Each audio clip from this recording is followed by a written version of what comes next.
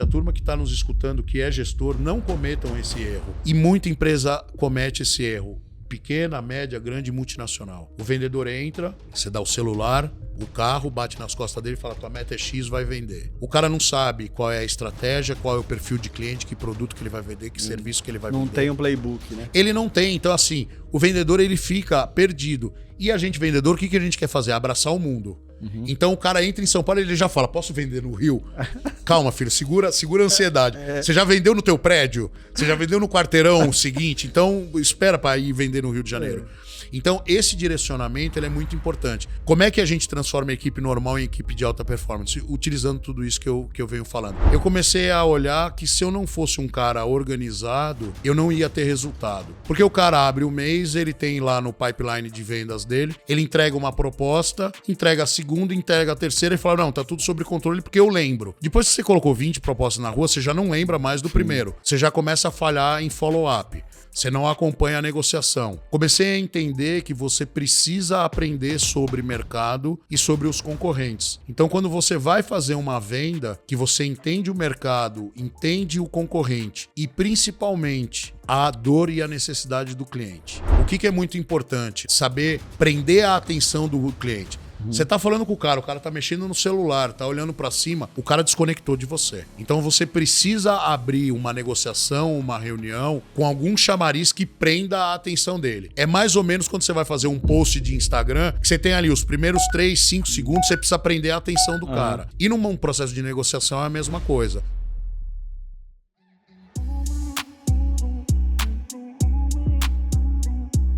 Sejam muito bem-vindos ao AmplificaCast e hoje o tema do nosso episódio é como liderar equipes de vendas para atingir o sucesso. E se você que está me assistindo aqui, você já tem um rastreador no seu carro ou você tem um seguro no seu carro, o convidado que eu trouxe aqui hoje, ele vai trazer para nós uma visão do que está acontecendo no segmento de tecnologia, para trazer mais segurança para você que está nos assistindo, mais segurança para sua empresa e também para sua frota. E é para isso que eu trouxe o Scott, mais conhecido, o nome dele é André Scott.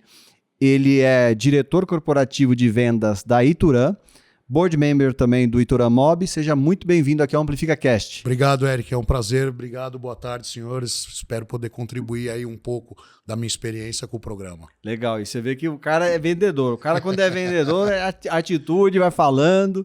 E como é que foi? Você escolheu vendas ou vendas te escolheu? Eu acho que vendas me escolheu, Eric. Eu costumo dizer, né? Existem vários skills que você consegue desenvolver, né, no teu histórico profissional, na tua trajetória profissional. Agora, o vendedor, ele nasce com o perfil de vendedor. Você pegar um cara que não tem esse skill nato, ele é muito difícil de ser desenvolvido. Então, eu desde o início, eu sempre soube que eu queria ser vendedor. É uma coisa que eu adoro, é a única coisa que eu sei fazer e fazer mais ou menos bem é vender. Então, já nasci com isso. E como assim, e como que é essa questão assim, de lidar com a pressão? Porque vendas é resultado, que a gente é cobrado por resultado, tem que gerar resultado, tem que bater meta. Como que você foi construindo a sua carreira até você chegar a diretor de vendas? Você passou por muitos desafios. O que te diferenciava como um vendedor? Foram inúmeros desafios, né, na carreira. E óbvio que eu errei um monte, assim como quem está começando na área comercial erra um monte.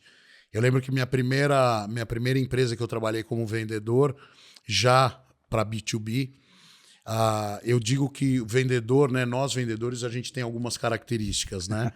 A gente acha que o mundo gira em torno da gente, a gente não gosta de preencher relatório, a gente não tem planejamento, né? Então, eu comecei a aprender isso ao longo da minha carreira. Mas no início da carreira, o que eu pensei? Eu falei, bom, eu vou fazer vendas grandes, eu trabalho pouco, tenho um belo resultado, recebo minha comissão e está tudo certo. E isso deu certo no primeiro mês, no segundo mês deu errado, no terceiro mês deu errado, no quarto mês a companhia me chamou e falou, cara, ou você performa ou você vai para a rua. E daí eu comecei a entender que é um trabalho realmente de construção, né? É um trabalho que requer muita disciplina, organização, resiliência. E isso é uma característica da gente da área comercial que é muito difícil. Esses pontos você desenvolve, esses skills você melhora, adquire e aperfeiçoa. Mas não é uma coisa natural nossa, né? O cara que é da área comercial, ele não tem isso naturalmente.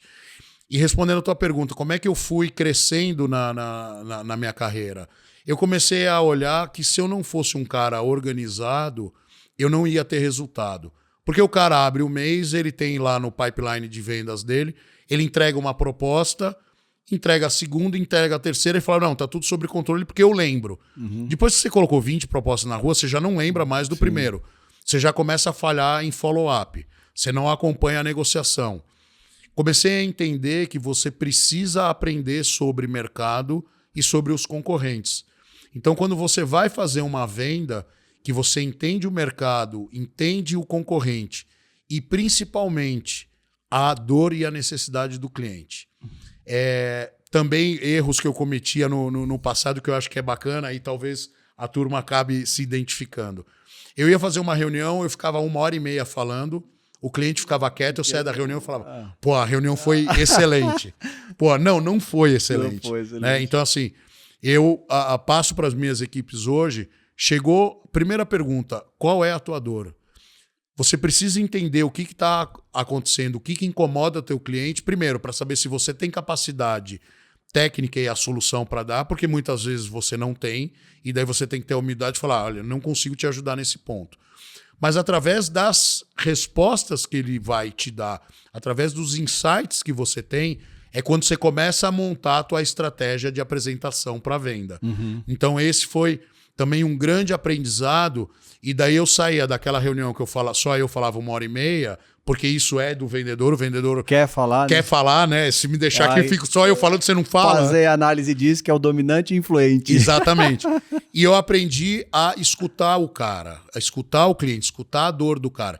Enquanto ele ia falando, eu já ia montando a minha estratégia e o meu speech que eu ia usar para aquela determinada reunião. E isso não tem um padrão, né, Eric? Sim. Cada cliente tem a sua necessidade, sua característica. E quando você começa a modular dessa forma, depois que ele me falou a dor, eu trazia só as coisas que iam confortar e tirar a dor dele. E isso faz uma grande diferença no processo de venda. Sim, sim. E você falou assim de aprender a se desenvolver para poder ser mais organizado, para poder registrar a formação, para poder performar mais. Porque você começou a enxergar, por exemplo, nas pessoas que trabalhavam do seu lado ali, que nem todos tinham essa pretensão de ser mais organizados, de ser mais produtivo e de entregar resultado. E aí uma outra pergunta é, quando você foi, que a empresa te chamou ali para conversar porque você não estava atingindo meta, qual foi a sua reação depois daquela conversa? Eu vou começar pela primeira. Eu olhava que isso é uma característica muito comum das pessoas da área comercial não serem organizadas. E eu comecei a identificar alguns gaps de não ser organizado, que é o que eu falei. Eu não conseguia fazer um follow-up, eu não sabia qual era meu life cycle de venda. Eu entreguei a proposta, em que fase da negociação que eu tô. Eu ainda não tinha ideia de funil de vendas. Eu tô na primeira proposta, num shortlist, numa final negotiation, quando que eu deixo um pouquinho de dinheiro na mesa, quando é a hora de dar o desconto, se eu preciso dar desconto, porque isso é um outro driver da área comercial e isso é uma batalha diária com a turma que eu falo para eles, vender preço é fácil. O negócio é que... Se o seu diferencial é só preço, abaixa o preço e pronto. Abaixa o preço e acabou. O profissional da área comercial, ele tem os skills, ele é treinado para fazer um processo de vendas consultiva e convencer o cliente que a tua solução é a melhor solução que ele tem no mercado. E muitas vezes eu fechei N negociações sem dar R$1 de desconto. Né? E isso é uma coisa meio característica do comercial de já dar o desconto, já ter esse desespero. E na organização, para completar, eu na época, eu já tô velho, rodado, você não tinha a tecnologia que você tem hoje de CRM super desenvolvidos. Então, era no caderno e depois no computador. Pô, quando que eu entreguei a proposta? Quando que eu tenho que fazer o follow-up? O que eu tratei com o cara na última reunião? Quais foram os pontos abordados? Quais foram os to-dos que ficaram para mim? E o dar o retorno para o cliente é muito importante. Você vê até hoje... O cliente pede uma proposta, o vendedor ele manda a proposta e some. Ele fica esperando o cara voltar ao contato com ele. E como abordar, como fazer essa provocação e despertar o interesse e desejo do cliente voltar ao contato contigo, ou quando você faz o contato com ele, você despertar o interesse para poder desenrolar numa conversa. Então essa parte de organização ela é fundamental. A pessoa de vendas, se quer ter sucesso, ela precisa ter essa organização. Sem isso, fatalmente, ele vai ter problema. A segunda pergunta, me relembra aqui... Não, a gente pode seguir, vamos seguir para a próxima. Com relação a vendas, você já respondeu na primeira. Com relação a vendas complexas, você sempre trabalhou em vendas de alto ticket, de alto valor. Como que era lidar com a expectativa também de meta, de atingimento de meta, de fazer o follow-up para, no final de tudo, ter aquele acordo fechado? Aham. É o que eu falo, né? Você precisa entender a necessidade, a dor do cliente, você precisa entender dentro da tua companhia qual é a tua capacidade de sanar essa dor, entender quem é que está concorrendo com você. Uhum. Então, assim, eu digo que área comercial não você já tem. Uhum. Então, perguntar, olha, quem mais está participando dessa concorrência? Uhum. A partir do momento que você conhece o mercado, você já começa a se balizar e falar, bom, o cara é um cliente price driven, ele está olhando só preço, ele está olhando preço e qualidade. Não, aquele não está preocupado com preço, ele só quer qualidade. E aqui que você começa a modular a tua estratégia de vendas. E modelar a estratégia de vendas, gente, não tem que vir do executivo, do diretor, do vice-presidente ou do presidente. O vendedor ele tem que ter essa estratégia de venda para cada processo que ele vai fazer. Então, as minhas equipes eles têm um direcionamento de que segmento de mercado eles devem atuar, qual é o perfil de cliente que eles devem atuar, que tipo de produto ou serviço eles precisam vender. Só que cada venda, o vendedor ele precisa fazer essa estratégia de como vender. Quando a gente fala de vendas de high ticket, é uma conversa muito estressante, porque o volume financeiro envolvido é muito grande. Uhum. Eu que vim e passei por as maiores terceirizadoras de frota do Brasil, a linha de terceirização de frota é a segunda maior despesa da companhia, perdendo para salário, às vezes para assistência médica. Então, assim, é um volume de investimento muito grande, onde o teu interlocutor, na sua grande maioria das vezes, é um cara do financeiro ou de suprimentos. Então, o primeiro passo vai para a área de suprimentos faz a qualificação e, invariavelmente, em determinado momento da negociação, ele envolve o financeiro. Uhum.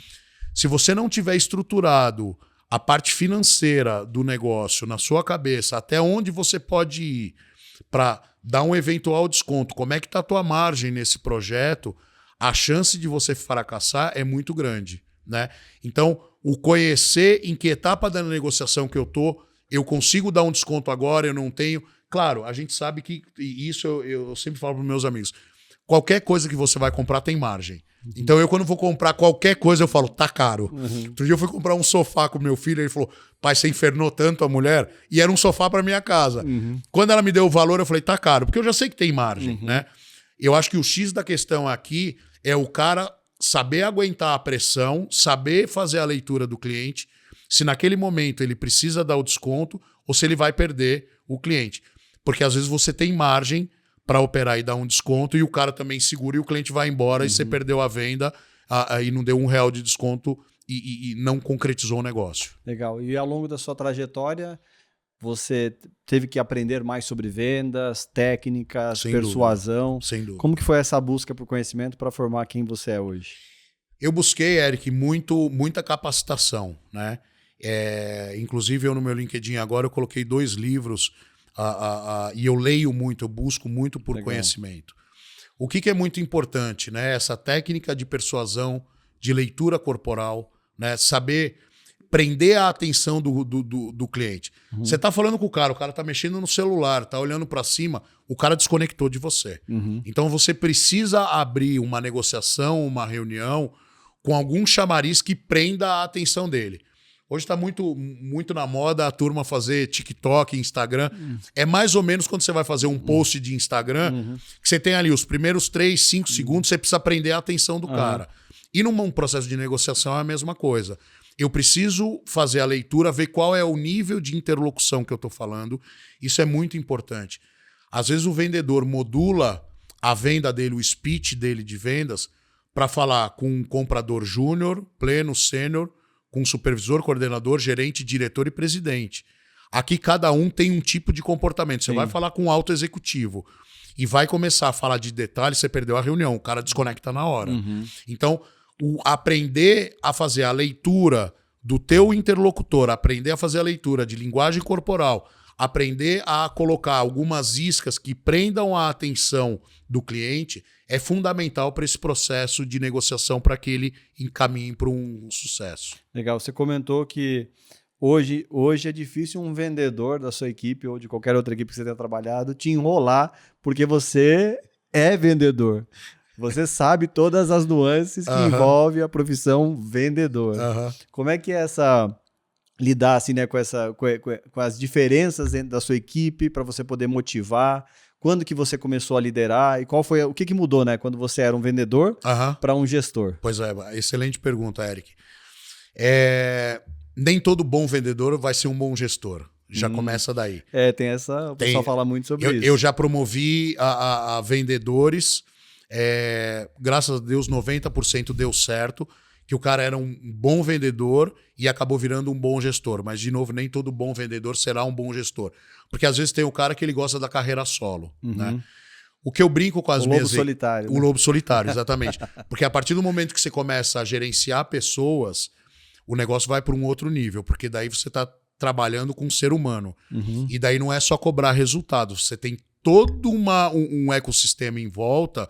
Porque se você só cobrar resultado do cara, esse cara ele vai desconectar. Esse cara vai te olhar de uma forma, pô, esse cara tá jogando contra mim. Eu preciso estar conectado com o cara e apoiar, dar ferramenta, subsídio para que esse cara performance. Então, ao longo da minha carreira, eu transformei inúmeras equipes de baixa performance ou de média performance em time de high performance. Voltando um pouco, né, do que a gente estava falando, a partir do momento que a gente tem essa conexão, a partir do momento que você está entendendo esse processo, as coisas fluem muito mais fáceis.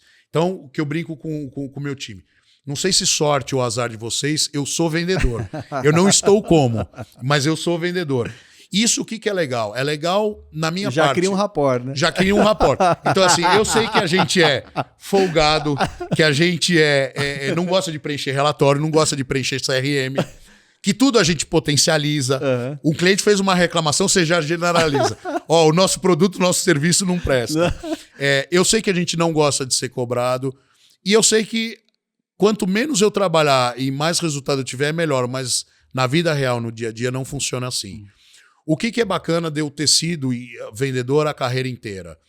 Que eu sei todas essas dificuldades, eu consigo me conectar com a equipe de vendas falando, cara, eu sei do jeito que você está pensando.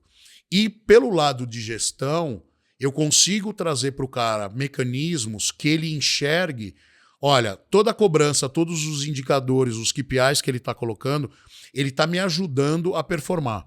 Eu sempre falo isso, Eric.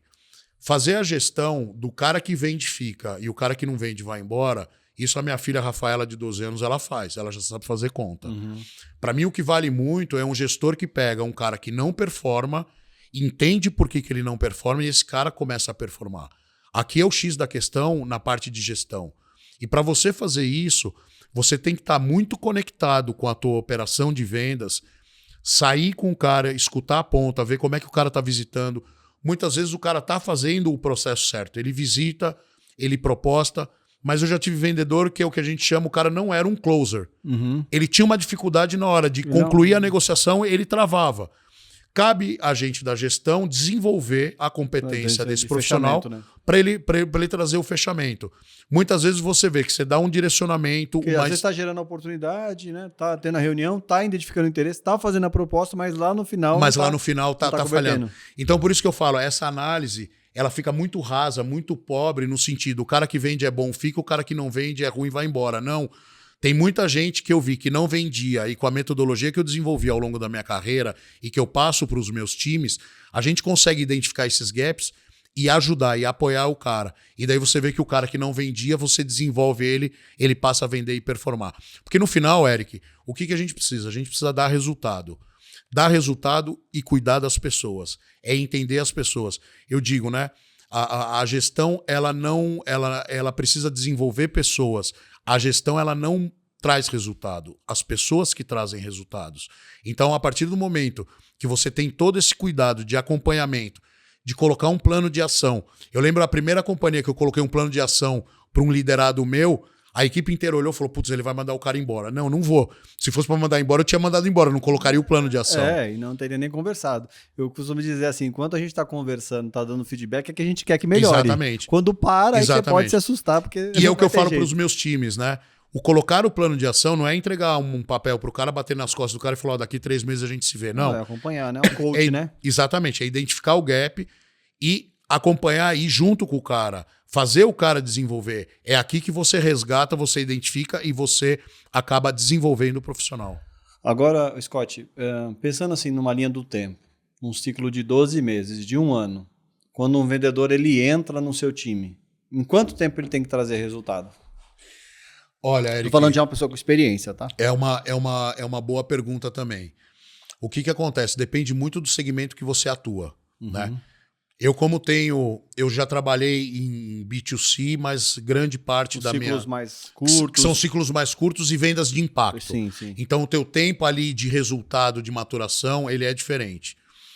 Geralmente quando você pega B2B e meio que independente do segmento de mercado, você tem aí uma curva de aprendizado. Sim. Né? Então, eventualmente, esse cara vender antes de 3 meses, de 2 meses, ele está sendo uma exceção. Por quê? Porque você... Tá aprendendo, né? A não ser que ele tenha experiência numa outra Exatamente. Né? E se ele tem experiência do outro concorrente, se ele herda uma carteira de clientes com negociações em andamento, é uma análise. Se ele está construindo uma carteira do zero, é outra análise. Então, o cara tem experiência de mercado, ele entrou na empresa, herdou uma carteira com negociações em andamento, é normal e é esperado que ele dê resultado em 30 dias, 45 dias, porque o negócio já está andando. Se ele entra numa empresa, mesmo que ele tenha experiência, que seja do mesmo segmento, mas ele está desenvolvendo uma carteira, é muito difícil o cara dar um resultado antes de 3 meses. Mas o que é mais importante do que o resultado, Eric, é o que eu falo para as minhas equipes. O vendedor tem que ter história para contar. O que é ter história para contar? A forma com que eu faço gestão do meu time, os indicadores que eu coloco, eu consigo amarrar a operação de um jeito que eu tenho um raio-x exatamente do que o vendedor está fazendo. O que é história para contar? Eu contratei o Eric, eu estou vendo, você está visitando? Tá. A tua visita está gerando proposta? Tá. Quando ela gera proposta, ela está andando nas fases? E cada etapa aí já tem um diagnóstico, né? Cada etapa tem um diagnóstico. Então, o cara está visitando, mas não gera negócio. Alguma coisa está errada. Está visitando o cliente errado. Está visitando o cliente errado ou está falando que está visitando e não está, né? Que também acontece. Então, ele está visitando, está gerando proposta. Isso está andando dentro do funil de vendas, ele está passando nas fases de negociação. Então, quando você coloca esses indicadores de performance, Eric, você consegue identificar e redirecionar a rota do teu vendedor. E isso é muito importante. É muito comum, infelizmente, a turma que está nos escutando, que é gestor, não cometam esse erro. E muita empresa comete esse erro. Pequena, média, grande, multinacional. O vendedor entra, você dá o celular, o carro, bate nas costas dele e fala, tua meta é X, vai vender. O cara não sabe qual é a estratégia, qual é o perfil de cliente, que produto que ele vai vender, que serviço que ele vai vender. Não tem um playbook, né? Ele não tem. Então, assim, o vendedor ele fica perdido. E a gente, vendedor, o que a gente quer fazer? Abraçar o mundo. Então, o cara entra em São Paulo e ele já fala, posso vender no Rio? Calma, filho, segura a ansiedade. Você já vendeu no teu prédio? Você já vendeu no quarteirão seguinte? Então, espera para ir vender no Rio de Janeiro. Então, esse direcionamento ele é muito importante. Como é que a gente transforma a equipe normal em equipe de alta performance? Utilizando tudo isso que eu venho falando. É um processo muito complexo, que requer muito esforço, requer disciplina para olhar indicador, para entender o que está acontecendo na tua operação de vendas. Legal. Os times assim que você já liderou, qual foi a quantidade de pessoas? Eu já cheguei a liderar equipe de vendas de 50 vendedores. 50 vendedores. E quais foram as decisões mais difíceis que você teve que tomar nesse papel de gestor? Olha, é o que eu falei, a gente vai ficando velho, vai passando por uma série de coisas, né? Eu já tive que fazer downsize de área, né? Então, assim, desligar pessoas pelo momento financeiro da que companhia. não era nem relacionado à performance. Que não era o momento nem, da companhia. Era um momento da companhia. E quando você tem que fazer isso, é um processo muito difícil e muito doloroso. Eu já tive desafios, por exemplo, de terminar o budget da área, e daí eu tenho que tirar o motor, e eu tenho que tirar o motor de vendas, e eu tenho que manter a equipe motivada. Então, assim, o pessoal acha que ser executivo é fácil. Não é fácil. Você tem que ter uma capacidade de fazer a gestão, de não transpassar algumas informações estratégicas da companhia para o time, né? Então não adianta eu chegar e falar, gente, acabou o dinheiro esse ano, o budget está comprometido. Vai matar todo mundo. Vai matar todo mundo. Então ninguém vai vender mais nada. Você tem que ir tirando o motor aos poucos, tem que manter a equipe motivada, tem que continuar pedindo crescimento de pipeline, mapeamento de mercado, isso é muito importante. Então, ao longo da carreira eu enfrentei problemas difíceis de serem resolvidos, e que, infelizmente ou felizmente, o executivo ele precisa tomar. O que é muito importante, Eric, antes de ser um executivo, eu sou uma pessoa. E eu faço e trato as pessoas como eu gostaria de ser tratado. Então, assim, nunca nenhum desligamento foi feito de forma desrespeitosa. Um processo de downsize, eu falei junto com o RH, a gente teve toda uma preocupação para fazer o desligamento, para passar o recado certo, enfim. As pessoas, elas merecem respeito e elas precisam ser bem cuidadas. Eu acho que isso é fundamental. Não confundam esse cuidado com não cobrar resultado. Se você pegar as minhas ex-equipes, eles falam, pô, você foi o melhor gestor que a gente teve, mas você é um cara duro, você é um cara que cobra muito resultado. Eu sou um cara não é nada pessoal, né? Não é nada pessoal. Eu sou muito competitivo. Então, assim, essa história de que o importante é competir, desculpa, o importante é ganhar. Você tem que subir e entrar em qualquer coisa para ganhar e fazer o seu melhor. Nem sempre você vai ganhar, e tudo certo. O problema é você perder e olhar para trás e falar, putz, eu não dei o meu melhor. Então você tem que se entregar. E eu aprendi muito com o jiu-jitsu. E isso me ajudou muito na minha vida corporativa, alguns ensinamentos e lições do jiu-jitsu. Você sabia que esse podcast ele é da Amplifica Digital? Se você ainda não nos conhece, acesse o nosso site amplificadigital.com.br e lá você vai conhecer um pouco sobre o que a gente faz, os nossos serviços, o que a gente entrega para o mercado, para empresas de diferentes segmentos. Você também vai ter a oportunidade de conhecer o nosso portfólio, os nossos cases de sucesso. Você vai ter a oportunidade também de falar com um de nossos especialistas. Te convido a acessar agora amplificadigital.com.br e se você precisa de um parceiro estratégico para te ajudar nas ações de marketing digital B2B ou B2C, fale com a gente e agende uma reunião agora.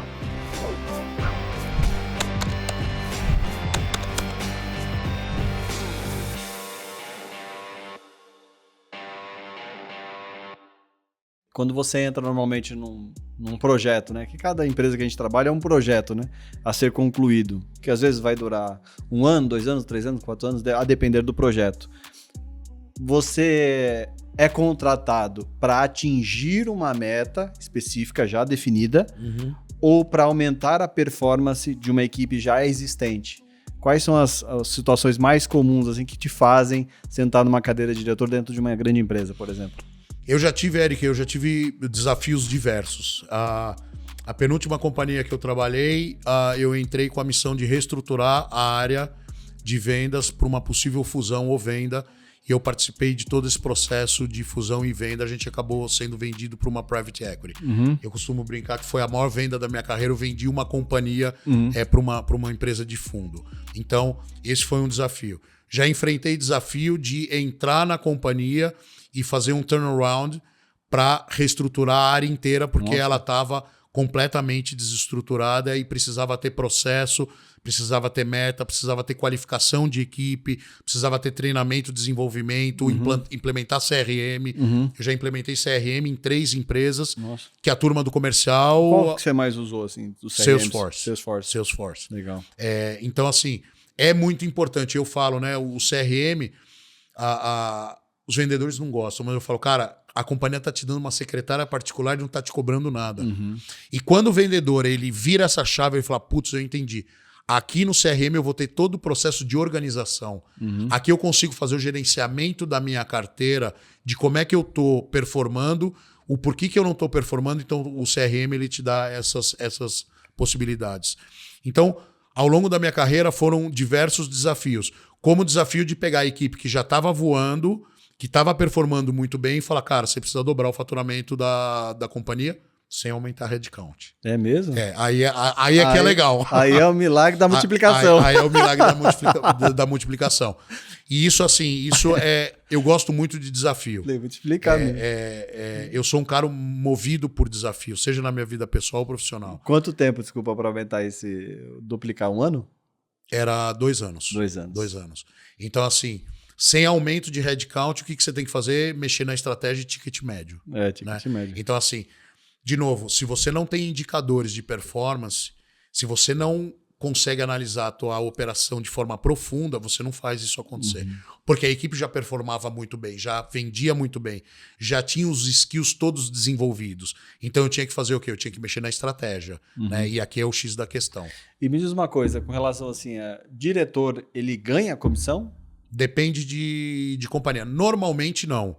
Normalmente esses cargos executivos não, isso está atrelado a bônus. Né? Algumas empresas até remuneram, mas a parte de remuneração variável, mas em sua grande maioria nessa cadeira, isso acaba sendo revertido em bônus. Legal, legal.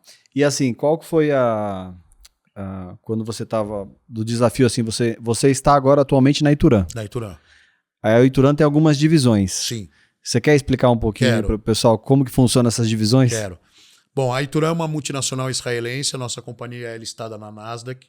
A gente está presente aqui no Brasil 25 anos. A gente já recuperou mais de 5 bi em patrimônio. A gente tem 2,3 milhões de clientes no mundo. 700 mil desses clientes estão aqui no Brasil. E a gente tem 3 verticais de negócio dentro da Ituran.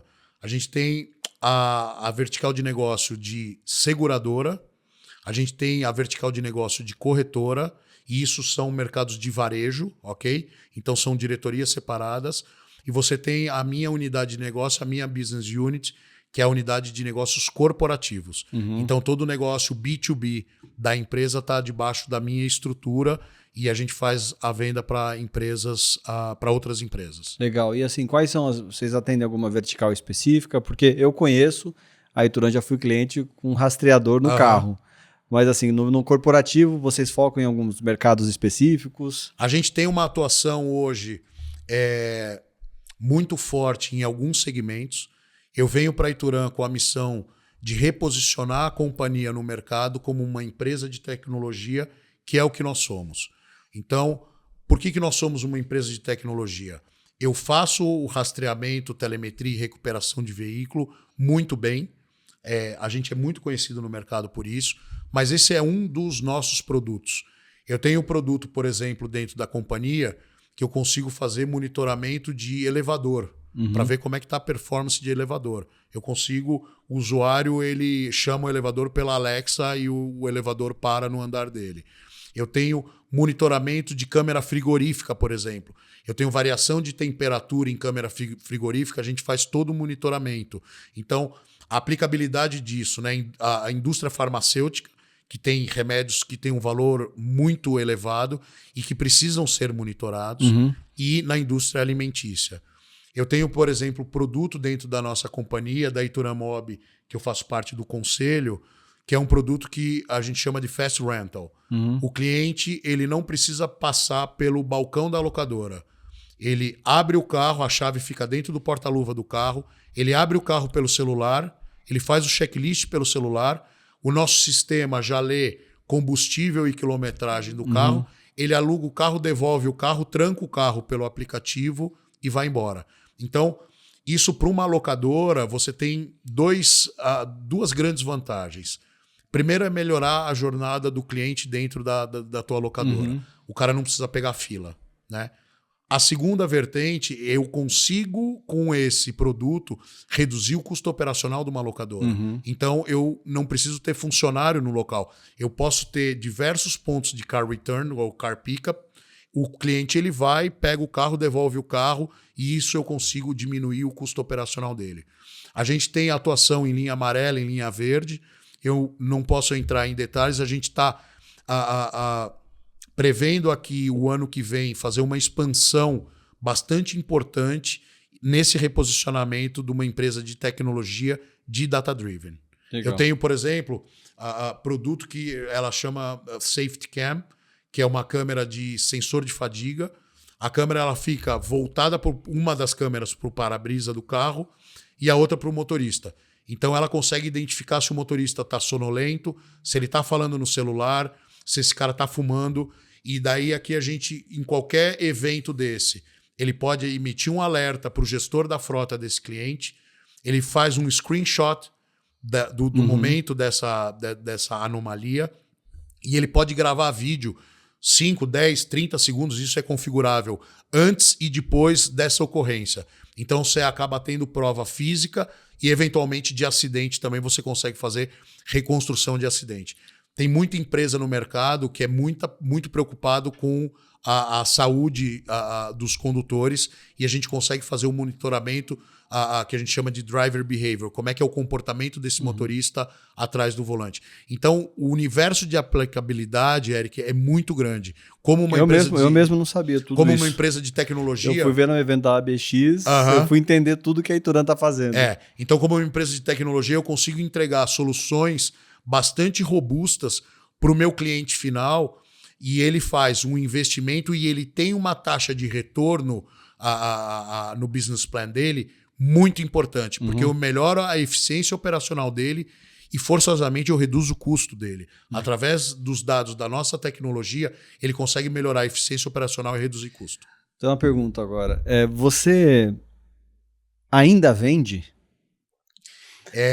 De vez em quando. De vez em quando eu saio com o pessoal, daí eu falo, ó, atrapalhei a venda, né? Ainda vendo. Isso é uma coisa que está no meu DNA. Apesar de você vai subindo na sua carreira, cada vez menos você tem essa necessidade. Essa necessidade. Mas o que é muito importante, isso é uma característica... Porque tem oportunidades que você gera, até pelo Exatamente. Pelo meu network. Pela rede e tal. Então, eu vou atrás. Mas isso é uma característica minha, Eric. Tem muito executivo que quando chega nessa posição... Eu gosto também, até para não enferrujar, né? Exatamente. Ele fica sentado na mesa. E fica desenhando estratégia e toca o time toca a operação de vendas. O que é muito importante é escutar mercado. E por mais feedback que a tua equipe dê, se você eventualmente não está sentado com o cliente escutando, você acaba perdendo. Você, quando está com um cliente, você aprende um monte. Você aprende do mercado, do concorrente, de tendência. Isso é super importante. São ferramentas super importantes para o executivo poder fazer uma tomada de decisão em que estratégia eu vou direcionar a companhia, para que lado que a gente vai atuar. Então, e eu adoro vender, né? Então, isso é uma coisa que eu faço com muito prazer. Faço muito menos do que eu gostaria, mas eu ainda faço. E como que é assim, você trabalha no mercado que as vendas são complexas, né, de alto ticket. Como que você gera essas oportunidades, o seu time gera as oportunidades? Vocês fazem prospecção ativa? Vocês participam de eventos? Como que é essa geração de demanda? A gente participa de eventos, a gente tem propagandas que a gente solta na mídia e daí vem essa captação. O time ele faz a geração de leads, né, de prospecções. A gente reúne tudo isso e depois começa a fazer medição de eficiência de canal, da onde que estão entrando essas leads. Então, isso é muito importante. Eu ainda não tenho nesta companhia, mas eu já implementei em outras companhias uma área que faz só agendamento de visita para o vendedor. Legal. Que isso é uma coisa que... Uma área de SDR, né? Isso é uma coisa que é um calo para o vendedor, porque é chato, dá trabalho. Pô, quem é o Eric? Eu preciso... Até eu chegar no Eric, eu tenho que fazer 200 ligações. Não, e você falar que a depender do tamanho da empresa que você está prospectando...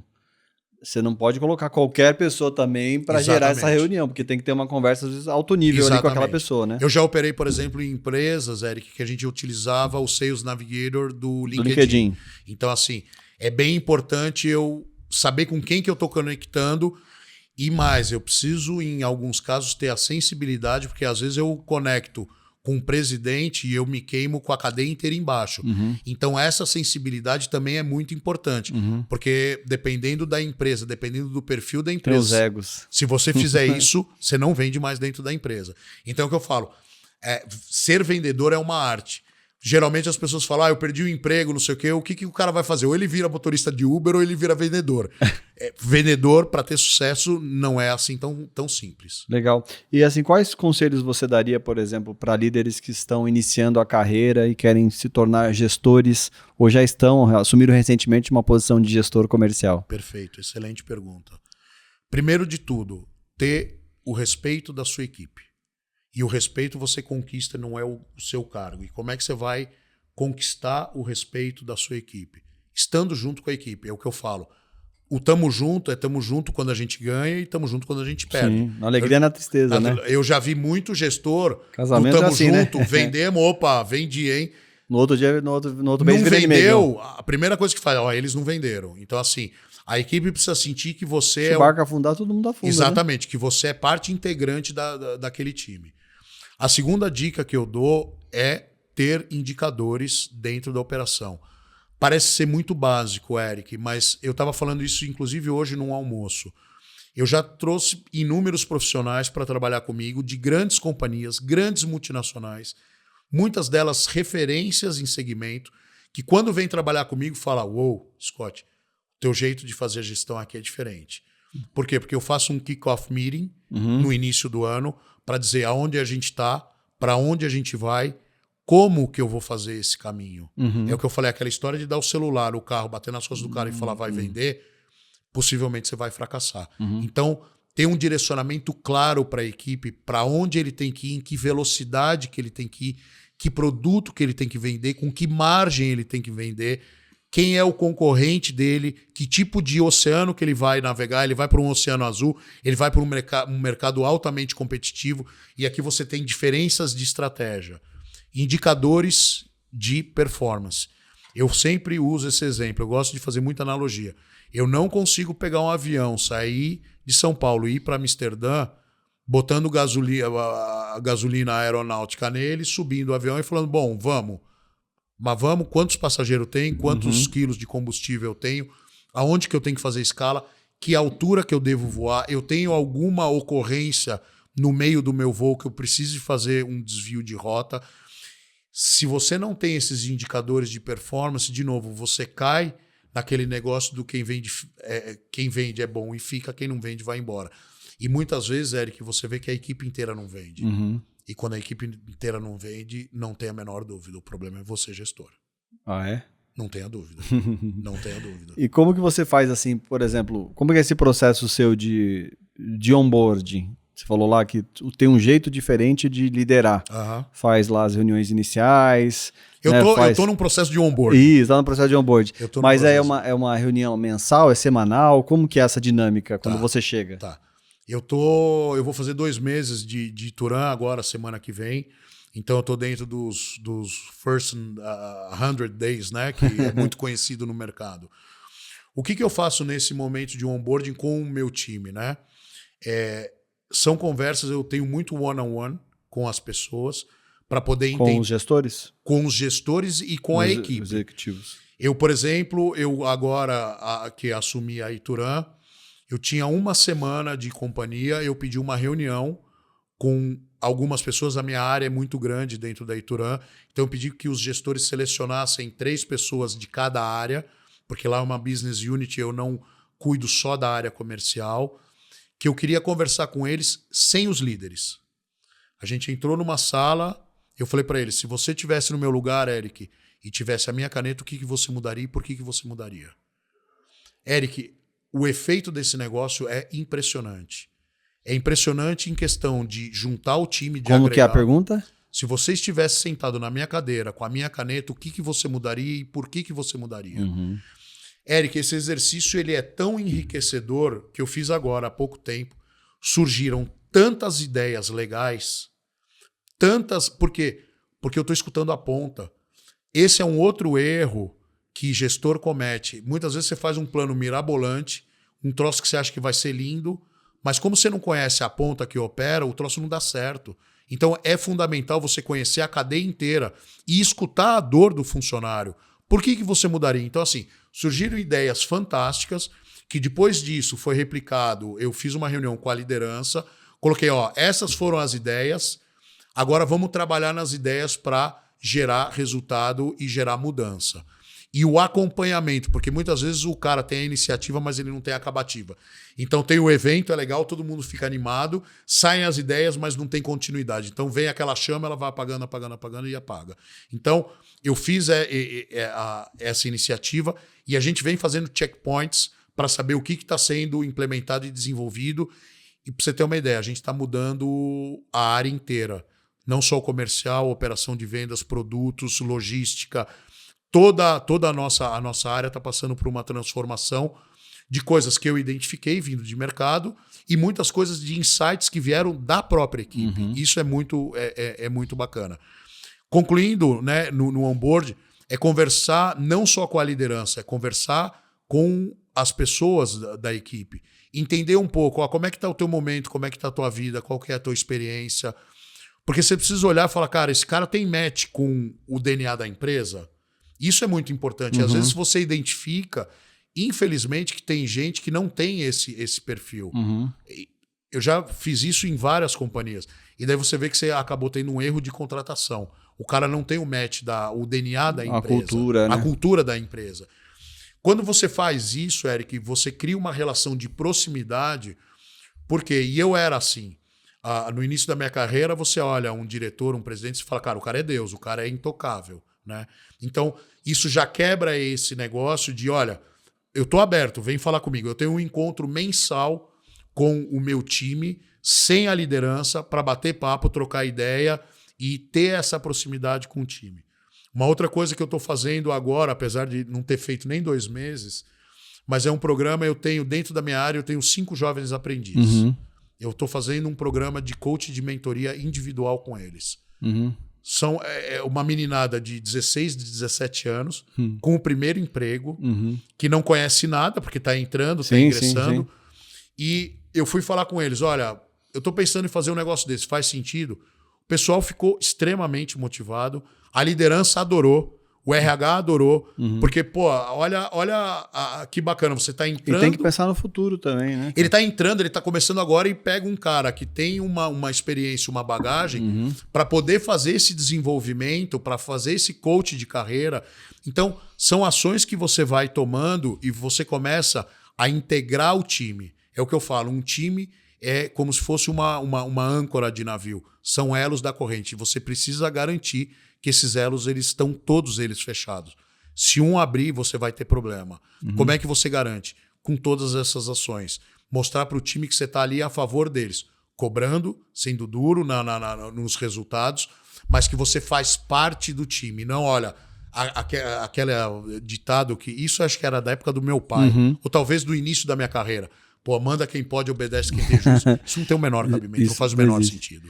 E nessas mudanças assim de trabalho, de chegar em empresa nova, já teve que tomar decisões difíceis de demitir alguém logo no primeiro mês, segundo mês? Boa pergunta. Já tive missões. Eu tava conversando com meu primo que entrou numa empresa, eu não vou falar o nome da empresa, que entrou numa empresa grande também. Aí o diretor falou, ó, conversa com tal pessoa. E depois você me conta as suas percepções. Aí ele foi conversar com a tal pessoa. Ele falou que quase o cara bateu nele.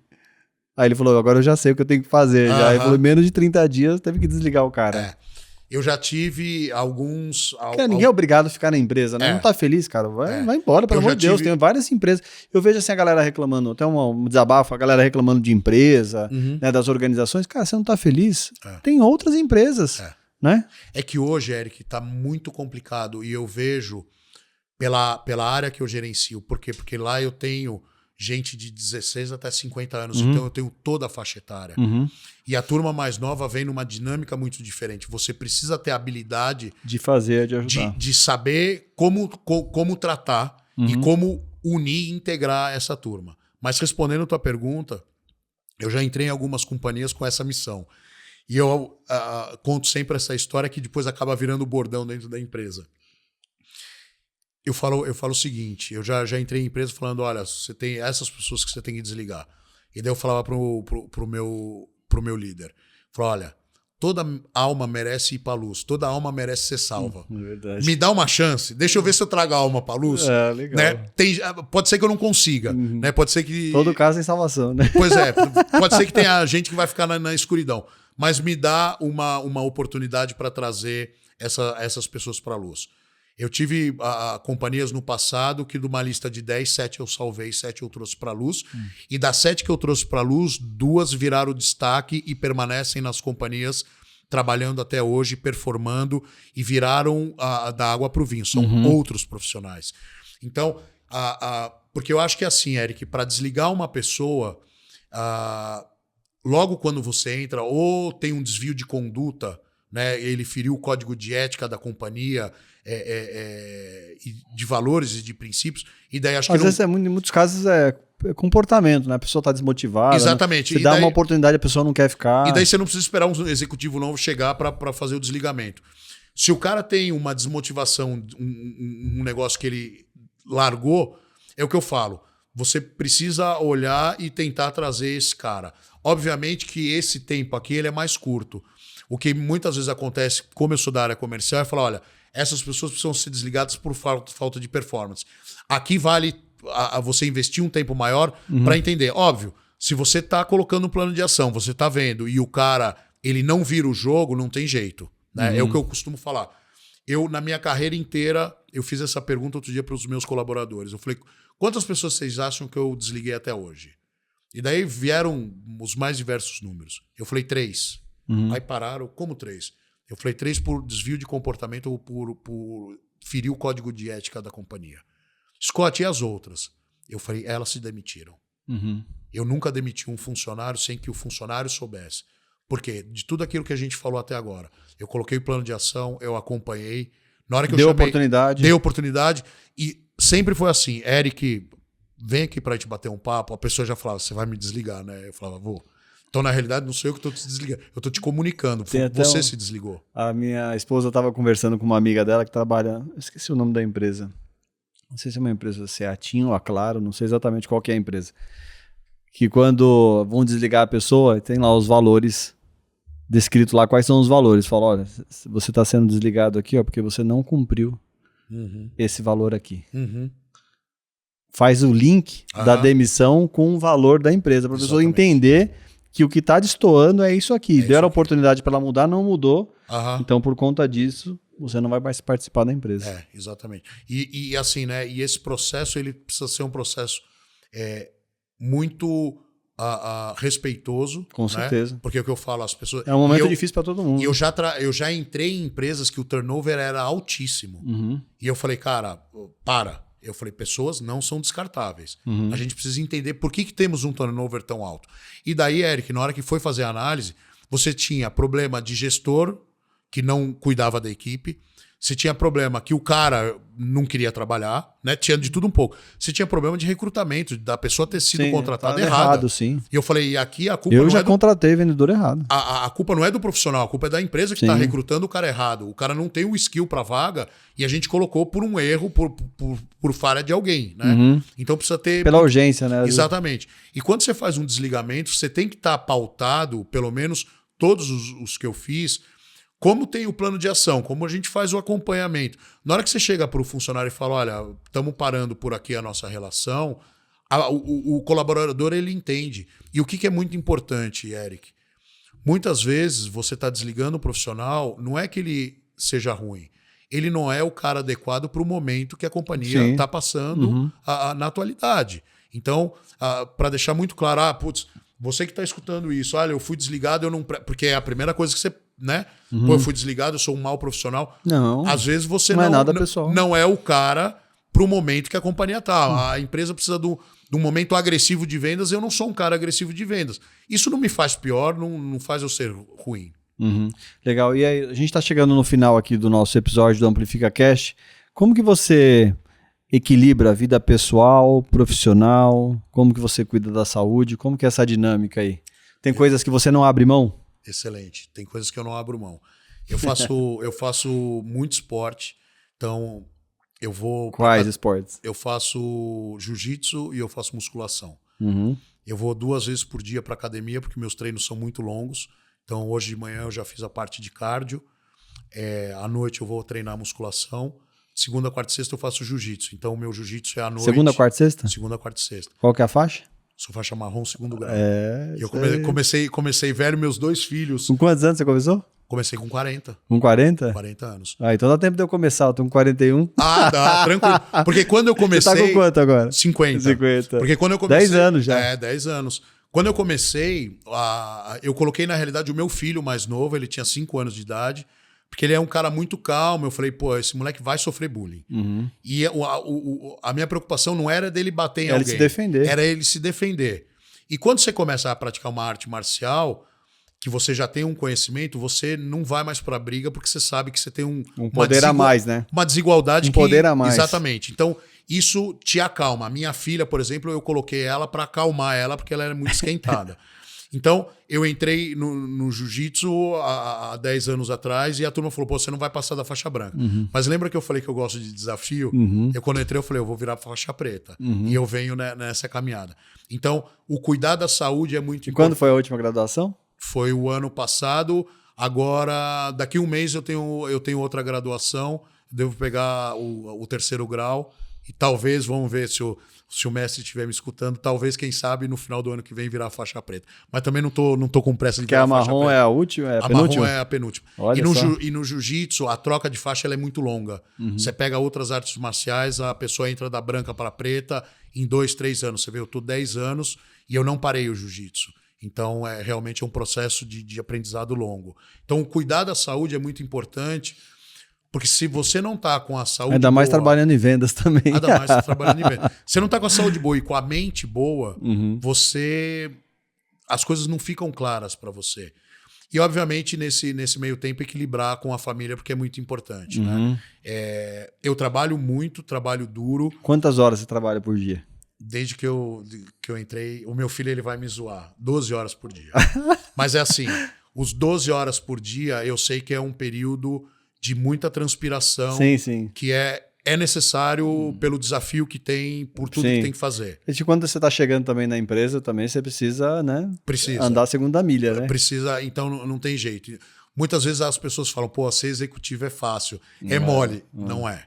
Não é, porque você trabalha muito, você viaja muito, né? Então, eu procuro, quando eu tô com uma agenda menos cheia, de ficar com a minha família, obviamente, de final de semana, de ficar com eles, porque é muito importante você ter esse equilíbrio. Não dá para ser 8 ou 80, você precisa manter esse equilíbrio em tudo, né, Eric? E a área corporativa de vendas da Ituran fica em São Paulo? Fica em São Paulo. A gente está aqui na Zona Sul de São Paulo.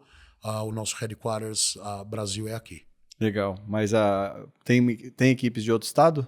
Temos equipes em outro estado. Então, eu tenho operação de vendas nas principais capitais, Nordeste, Centro-Oeste, Sul, São Paulo. A gente tem. Eu estou abrindo mais duas localidades. Acho que no próximo mês a gente está passando a operar em mais 2 estados. Legal. Para a gente encerrar, qual que é o conselho que você daria para um gestor que não está batendo meta há 2 meses? Bota a bola no chão, respira, analisa o indicador. É muito importante, muitas vezes você vê que a turma desespera. E é isso que eu falo no jiu-jitsu, me trouxe muito ensinamento, porque o jiu-jitsu... E paciência também, né? Paciência, o jiu-jitsu é uma arte de submissão. Então a pessoa vai te finalizar ou te estrangulando ou te fazendo uma torção, né? Então você tá, o que a gente chama no jiu-jitsu, é tempo ruim o tempo inteiro. Você está tomando pressão o tempo inteiro. E o jiu-jitsu, para o mundo corporativo, ele é muito importante porque ele te ensina a trabalhar sob pressão. Então você imagina um cara de 120 quilos em cima de mim querendo me estrangular ou quebrar meu braço, soltando o peso inteiro dele em cima de mim. E eu preciso ter a calma e pensar de forma estratégica como que eu vou sair de um ataque e fazer um contra-ataque nele. Então, você precisa ter muita calma e a turma, às vezes, quando para de performar, a pessoa entra em desespero. Se desespera mais, né? E daí aponta o dedo para a equipe. Não, são eles que não fazem. Calma, você é o responsável. Traz a responsabilidade para você. Se o time não está performando, se você deu chance e se você não trocou a equipe, de novo, o problema é seu. Então, põe a bola no chão, analise os indicadores, trace um plano de ação mensurável e atingível. Um plano de ação curto. olha, com pequenas ações, quick wins, o que eu vou fazer? O vendedor tal vai fazer o quê? O vendedor tal vai fazer o quê? O que o meu coordenador vai fazer? O que o meu gerente vai fazer? Coloca, faz um acompanhamento, vai com o time e em eventuais reuniões para participar, para ver e identificar onde está o problema. Como dizia, é muito popular. Só tem uma coisa que não tem jeito, é a morte. Pro resto, tudo você tem um jeito. Legal. Scott, muito obrigado pela sua participação aqui no Amplifica Cast. Fala pra galera aí, se eles quiserem mandar mensagem pra você no LinkedIn, no Instagram, onde que eles te acham? Obrigado, muito obrigado, Eric. Obrigado pelo convite. Obrigado a vocês que assistiram. Se quiser mandar mensagem pra mim, tô no LinkedIn, André Scott. Só fazer o contato lá. Se eu puder contribuir com alguma coisa, alguma dúvida, eu estou à disposição. Legal. Você que está nos assistindo, vai lá no YouTube agora e se inscreva no nosso canal, aperta o sininho e também lá no Spotify avalia com 5 estrelas para poder fazer o nosso episódio alcançar mais pessoas. E manda também para os seus amigos, para a família, no grupo. Compartilha esse episódio porque eu tenho certeza que ele vai te ajudar e até o próximo Amplifica Cast.